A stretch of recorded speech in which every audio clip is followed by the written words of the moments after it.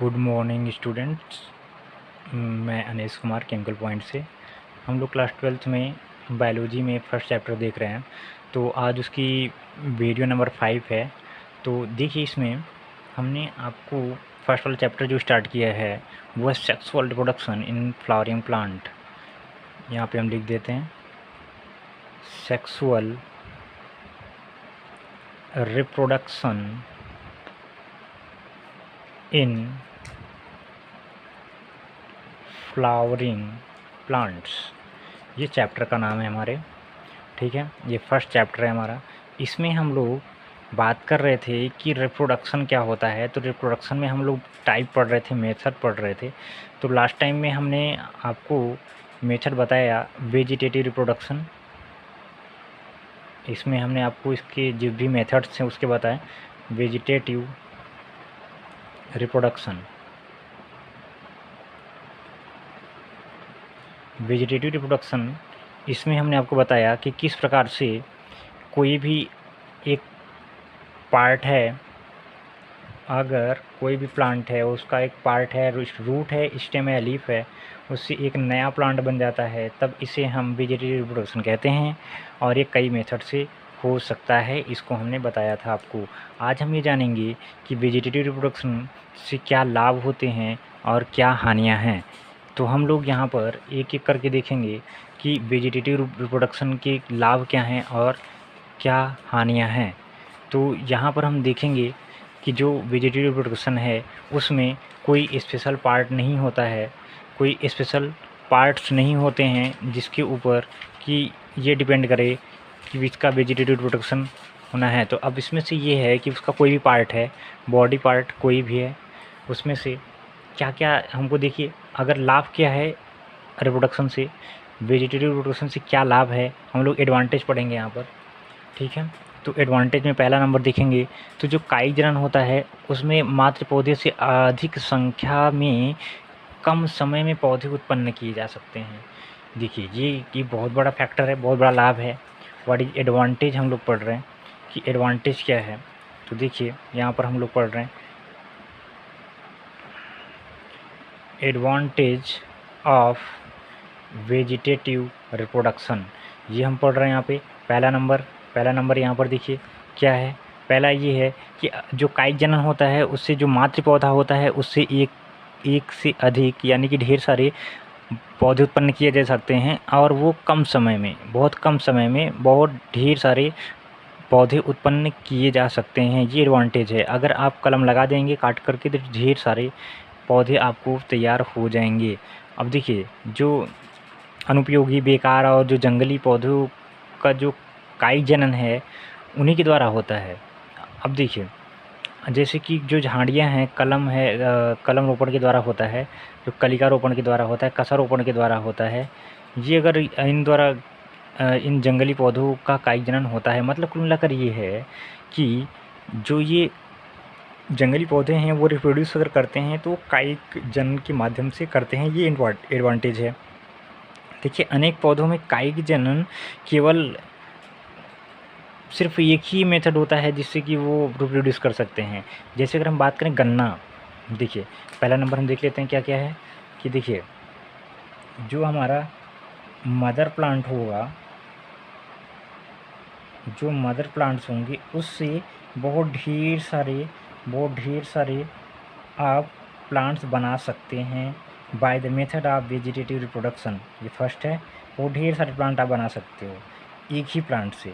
जैसे मान लीजिए गुलाब का पौधा है, उससे आप ढेर सारी डालियाँ उसका काटिए, काट के ले जाके लगाइए तो ढेर सारे आपको प्लांट्स मिल जाएंगे। तो ये आपका हो गया क्या, पहला एडवांटेज। दूसरा ये है कि जो जंगली पौधे हैं एक्चुअल में जो फॉरेस्ट है, फॉरेस्ट में इसी के द्वारा प्रजनन होता है। इसको हम लोग वर्धी प्रजनन भी बोलते हैं। वेजिटेटिव रिप्रोडक्शन को क्या बोलते हैं, वर्धी प्रजनन। वर्धी प्रजनन, इसी वर्धी प्रजनन के द्वारा ही जंगली पौधों में जनन होता है। तो ये इम्पोर्टेंट है, ये बहुत ही इम्पोर्टेंट है ये पौधों के लिए। थर्ड देखिए, जैसे कि गन्ना है, अगर हम बात करें, जो गन्ना है, जो शुगर केन है, शुगर केन उसमें आप देखिए प्रजनन कैसे होता है। गन्ना आप देखे होंगे, गन्ना किस प्रकार से होता है। गन्ना जो है उसका आप देखेंगे तो उसका ये जो यहाँ पर स्टेम है वो लगाया जाता है। यहाँ पर ये ऐसे ऐसे से ये अलग अलग पेज पे ये इस तरह से बना होता है, ठीक है, जहाँ पे रूट्स इस प्रकार से निकली रहती हैं। गन्ना है तो गन्ने का यही वाला पार्ट कट करके हम लोग इसको ज़मीन में लगा देते हैं, तो उससे एक नया प्लांट बन जाता है गन्ने का, उससे एक नया प्लांट गन्ने का बन जाता है इस प्रकार से। तो यहाँ पर ये देखिए जो शुगर है उसमें स्टेम के द्वारा हो रहा है। अभी इसमें बीज तो बनते हैं, सीड तो बनेंगे, लेकिन ये रिप्रोड्यूस नहीं कर पाएंगे, बहुत टाइम लगता है। देखिए गन्ना जो होता है ना उसमें जो बीज बनते हैं लेकिन बहुत टाइम लगता है उसको बहुत टाइम लगता है कि जो वो क्या बोलते हैं उसको कि मैच्योरिटी कंडीशन में है और फिर से रिप्रोड्यूस कर सके। तो इससे अच्छा है कि जल्दी से जल्दी हमको रिप्रोड्यूस कराना है तो हम लोग ये वेजिटेटिव रिप्रोडक्शन को फॉलो करते हैं और उसके स्टेम से नए प्लांट को बनाते हैं। अब देखिए नेक्स्ट अगर हम बात करें कि जो वेजिटेटिव रिप्रोडक्शन है उसके द्वारा जो उत्पन्न पौधे हैं उससे मात्र पौधे के लक्षण पाए जाते हैं। अच्छी किस्म के जो पौधे हैं, हाँ, उनकी अगर निरंतरता बनाए रखनी है तो हम लोग कायिक जनन करवाते हैं, क्योंकि इससे जो पौधे हैं उसके केवल वो मदर के क्लोन होंगे। अब देखिए इसमें बहुत ही इंपॉर्टेंट है ये। अगर मान लीजिए कि एक अच्छी किस्म का हमारे पास में गेहूँ है, अच्छी किस्म का क्या है, गेहूँ। देखिए हमारे पास में ये जो गेहूँ है, वीट, ये बहुत ही अच्छी किस्म वाला है। अगर इसको बचा के रखना है कि इसकी स्पीसीज में कंटिन्यूटी बनी रहे, तब इसका हमको ना पता है ना, ये वेजिटेटिव रिप्रोडक्शन कराना पड़ता है। मतलब कि जो फ्लावर है वीट का उसके अलावा किसी अन्य पार्ट से हम लोग इसी को बीज उगा करके, मान लीजिए देखो ऐसे होता है, ये सीड है अच्छी किस्म वाला, इसे आपने बो दिया। अब बोने के बाद ये यहाँ से क्या होगा, रिप्रोड्यूस करेगा। तो क्या करेगा, रिप्रोड्यूस करेगा तो ये यहाँ से इसकी स्टेम, लीफ और ये रूट बनेगी। अब रूट को क्या करें हम, रूट को उठा करके यहाँ पर लगा दें और इससे एक नया प्लांट बना दें। तो अब देखिए ये वाला जो यहाँ पर ये वाला पौधा है, अब इसी का एक क्लोन बन गया है। कैसे बना क्लोन, कि हम लोगों ने जो रिप्रोडक्शन है वो कहाँ से कराया, वेजिटेटिव पार्ट से कराया। और वेजिटेटिव पार्ट में केवल मदर के लक्षण होते हैं। अगर जैसे कि इसमें जो लक्षण है सेम एज लक्षण यहाँ पे रहेगा, तो मतलब जो गेहूं का पौधा है अगर उसे आप बचा के रखना चाहते हैं तो उसे बीज बनने तक हमको नहीं रोकना है, उसको किसी पार्ट से हमको उसको फिर से रिप्रोड्यूस करना है। इसका जड़ लगा देना है, इसका तना काट के लगा देना है। विशेष कंडीशन में बहुत अच्छी कंडीशन आप देंगे तो उसका जो ये है तना है उससे भी आप नया प्लांट बना सकते हैं। तो जो वीट है इसकी अच्छी किस्म को बना के रखने का तरीका जो बहुत अच्छा है, ये वेजिटेटिव रिप्रोडक्शन। इसी के द्वारा हम लोग अच्छी किस्म के बीज के जो स्पीसीज हैं उसमें कंटिन्यूटी रख पाते हैं। तो ये बहुत ही बड़ा एडवांटेज है ये कायिक जनन का और वेजिटेटिव रिप्रोडक्शन का। तो अभी नेक्स्ट अगर हम देखें तो जो कायिक जनन द्वारा जो उत्पन्न होते हैं वातावरण से कम प्रभावित होते हैं, जबकि बीजों से उत्पन्न जो नए पौधे होते हैं वो अधिक प्रभावित होते हैं, जिससे कि इनके विकास की संभावना कम होती है। मतलब ये है कि जो कायिक जनन द्वारा उत्पन्न पौधे हैं वातावरण से कम प्रभावित होते हैं। ये बहुत ही इंपॉर्टेंट चीज़ है इसको समझना कि कायिक जनन के द्वारा जो उत्पन्न पौधे होते हैं वातावरण से प्रभावित कम क्यों होते हैं, जबकि बीजों से उत्पन्न नए पौधे वातावरण से अधिक प्रभावित होते हैं। ऐसा क्यों, देखिए बहुत ही इम्पोर्टेंट चीज़ है जिससे कि इनके विकास की संभावना कम होती है। अब देखिए क्या है कि आपको हमने क्या किया कि दो टाइप से रिप्रोडक्शन कराया, ठीक है, दो टाइप से रिप्रोडक्शन कराया। एक है वेजिटेटिव रिप्रोडक्शन। अब देखिए यहाँ पर ये जो पौधा था, ये वाला पौधा जिसे कि बीज के द्वारा उगाया गया है, तो इसने ये फर्स्ट टाइम इन्वायरमेंट के टच में था। ये इसका पूरा बीज यानी कि सीड और इसका जो पूरा प्लांट था वो एनवायरनमेंट के टच में था। तो इसको सारी कंडीशंस जो है वो स्टोर हैं इसके डीएनए में, सारी कंडीशंस स्टोर है। अब इससे अगर आप वेजिटेटिव रिप्रोडक्शन कराओगे तो सेम लक्षण उसमें चला जाएगा, नए पौधे में सेम लक्षण उसमें चला जाएगा। जब उससे चला जाएगा तो ये तो ऑलरेडी, अब देखिए वेजिटेटिव रिप्रोडक्शन में अगर आपने इसका जड़ लगा दिया यहाँ पर, जड़ से नया पौधा बन गया, तो इसका मतलब जैसे ये पौधा है वैसे ये पौधा है, कोई भिन्न लक्षण नहीं है इसमें। लेकिन जब आप बीज से नया पौधा उगाओगे तो उसमें तो अलग लक्षण रहेंगे, उसमें तो अलग नया लक्षण रहेगा। उसमें जो नया लक्षण रहेगा तो वो फर्स्ट टाइम इन्वायरमेंट के टच में होगा, जिससे कि वो इन्वायरमेंटल कंडीशन को बियर कर पाता है कि नहीं, ये बहुत बड़ी चीज़ है उसमें। तो कुल मिलाकर कहने का मतलब ये है कि और जो बीज से उत्पन्न पौधे होते हैं उनके विकास की संभावना कम होती है, लेकिन जो ये प्लांट्स होते हैं इनकी विकास की संभावना ज़्यादा होती है, क्योंकि ये इनमें कोई भी डिफरेंट कंडीशंस को एडॉप्ट करने का कोई इनके पास में लक्षण नहीं होता है। अब देखिए यहाँ पे नेक्स्ट अगर देखें तो काई जनन द्वारा जो विषाणु मुक्त पौधे प्राप्त किए जा सकते हैं, ये इंपॉर्टेंट हैं। जैसे बाँस है, इलायची है, केला है, आलू है, अदरक है, बिगोनिया है, अंगूर है, गन्ना है, शकरकंद है, ये सब चीज़ें जो हैं आर्थिक महत्व वाले जो पौधे हैं उनका जनन जो है वो एक्चुअल में वो किसके द्वारा कराया जाता है, वेजिटेटिव रिप्रोडक्शन के अंतर्गत ही कराया जाता है। तो यहाँ पर आप देख सकते हैं कि ये इसका नेक्स्ट वाला हम देख रहे हैं कि जो विषाणु रहित देखिए अगर आप इसका जड़ काट के लगा देंगे नया पौधा बन जाएगा, तो इसमें जो है कोई भी इंटरफियरेंस नहीं होगा, वायरस का। लेकिन अगर आप बीज से उत्पन्न करोगे तो बीज जो है वो बनने से लेकर के, स्टोरेज से लेकर के, फिर यहाँ तक आते आते वो वायरस से अफेक्टेड हो जाता है, जिससे कि वो वायरस कंटामिनेट हो सकता है। लेकिन यहाँ पर ये वायरस से कंटामिनेट नहीं हो सकता है, क्योंकि आप इसे कहाँ से उत्पन्न कर रहे हो, रूट से। वेजिटेटिव रिप्रोडक्शन से बीजाणु रहित पौधे आप उत्पन्न कर सकते हैं। अब देखिए नेक्स्ट जो है कायिक जनन किस के द्वारा हो सकता है। जैसे कि हम लोग बडिंग करते हैं, कलिकारोपण करते हैं, मैंने बताया था आपको बडिंग क्या होता है। कलम कट कैसे लगाया जाता है मैंने बताया आपको। और जो उच्च नस्ल वाले जो डाइवर्सिटी वाले जो पौधे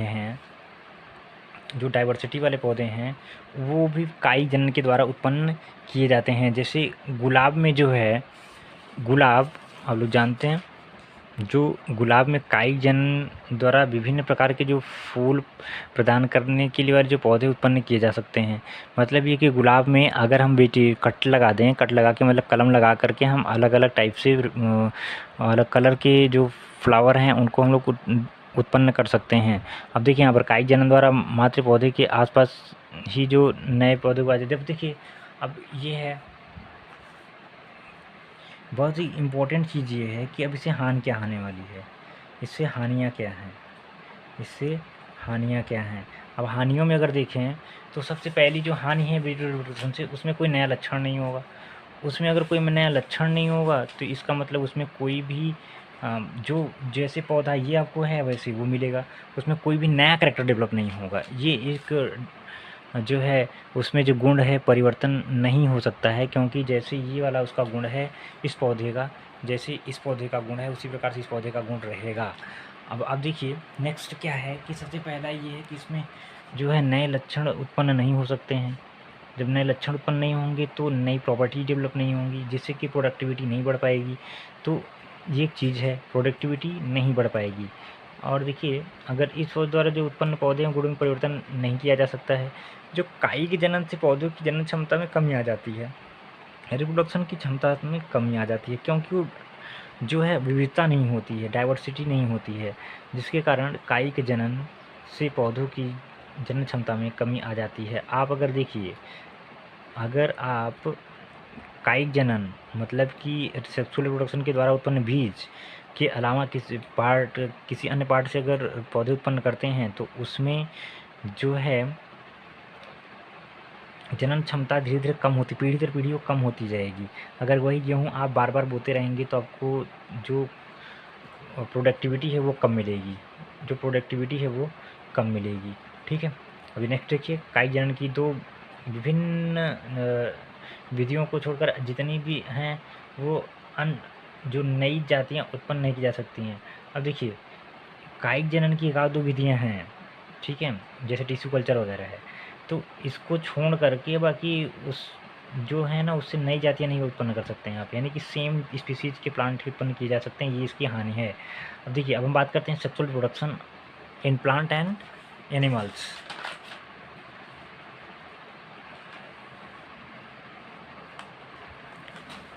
स्टार्ट करते हैं यहाँ पे। देखिए, सेक्सुअल रिप्रोडक्शन, अगर हम ऑर्गेनिज्म की बात करें तो ऑर्गेनिज्म में जो सेक्सुअल रिप्रोडक्शन है उसके लिए दो चीज़ें होती हैं, एक होता है मेल और एक होता है फीमेल। मेल होता है और फीमेल होता है। मेल से बनते हैं गैमीट्स, इससे भी गैमीट्स बनते हैं। क्या बनते हैं? गैमीट्स बनते हैं, इसमें भी गैमीट्स बनते हैं। तो ये जो गैमीट्स हैं वो एक्चुअल में यहाँ पर जो है प्लांट के केस में हम लोग इसे बोलते हैं पॉलन ग्रेन, ठीक है, और इसको हम लोग बोलते हैं एग, इसको बोलते हैं एग। और अब देखिए, जो प्लांट के केस में है, और अगर हम एनिमल केस में तो इसको स्पर्म बोला जाता है, स्पर्म, और इसको भी एग ही बोला जाता है। तो ये जो हैं आपस में फ्यूज होंगे, जो स्पर्म है और एग है वो आपस में फ्यूज होगा, यानी कि इसमें जो है आपको मिलाकर ये है कि ये जो मेल गैमीट है, मेल गैमीट और ये जो फीमेल गैमीट है आपस में फ्यूज करेंगे, तो जिससे कि जाइगोट बनेगा। अब जाइगोट में डिवीज़न होगा, उस डिवीज़न से नया एक ऑर्गेनिज्म का निर्माण होगा, ठीक है, एक नए ऑर्गेनिज्म का निर्माण होगा, ठीक है। अब देखिए, तो इसमें जो है, जो ये है सेक्सुअल रिप्रोडक्शन में कई टाइप्स हो सकते हैं। इसमें जैसे गैमीट्स के आधार पर जो टाइप्स है इसका, देखिए इसमें सबसे पहले तो आइसोगैमस, ठीक है, anisogamous,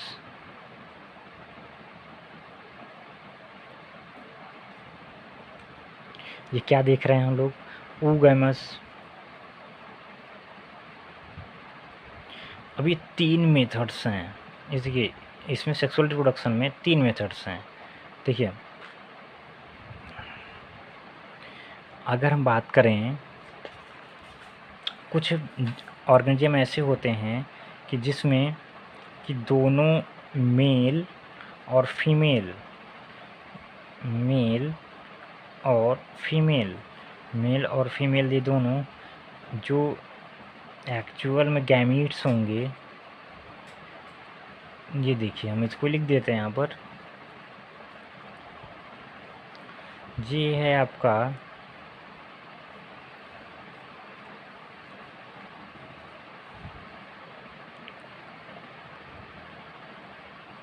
on the basis of gametes. On the basis of gametes, organisms are of following types: isogamous, anisogamous and oogamous.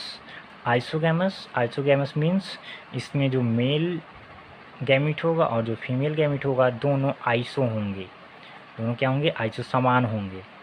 Structural and functionally दोनों क्या होंगे? समान होंगे। तो इसे नहीं, सॉरी, ये मार्फोलॉजिकली तो ये समान होंगे, लेकिन फिजियोलॉजिकली ये डिफरेंट हो सकते हैं।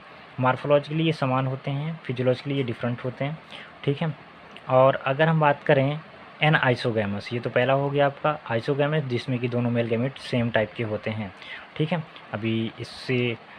अभी देख लीजिए एन आइसोगैमस में क्या होता है। एन आइसोगैमस में आप देख सकते हैं, एन आइसोगैमस में दोनों डिफरेंट होंगे, एक अगर इस तरह से छोटा है तो दूसरा बड़ा हो सकता है, ठीक है ना, दूसरा बड़ा हो सकता है। लेकिन oogamous में क्या होता है, ये एनाइसोगैमस अगर ये मेल गैमीट है तो ये फीमेल गैमीट है, इसमें एक बड़ा तो एक छोटा, दोनों समान नहीं होंगे। oogamous में ये जो मेल गैमीट होगा बहुत ही छोटा होगा और फीमेल गैमीट बहुत ही बड़ी होगी। तो इस प्रकार का जो जीव होते हैं जिसमें कि मेल गैमेट छोटा और फीमेल गैमेट बड़ा, उसे हम लोग oogamous टाइप बोलते हैं। आइसोगैमस जिसमें कि दोनों मेल और फीमेल गैमेट समान हो, एनाइसोगैमस जिसमें कि दोनों के स्ट्रक्चर में अंतर हो, यानी कि दोनों का संरचना और मॉर्फोलॉजिकली दोनों भिन्न भिन्न हो। और यहाँ पर ये दोनों बहुत बड़ा अंतर होता है, मिल्क में बहुत छोटा होता है और ये हायर टाइप का होता है, उच्च टाइप का होता है, जो कि जो हायर ऑर्गेनिज्म होता है उसमें पाया जाता है। इसके आगे का जो भी है इसको नेक्स्ट वीडियो में देखेंगे, तब तक के लिए थैंक यू।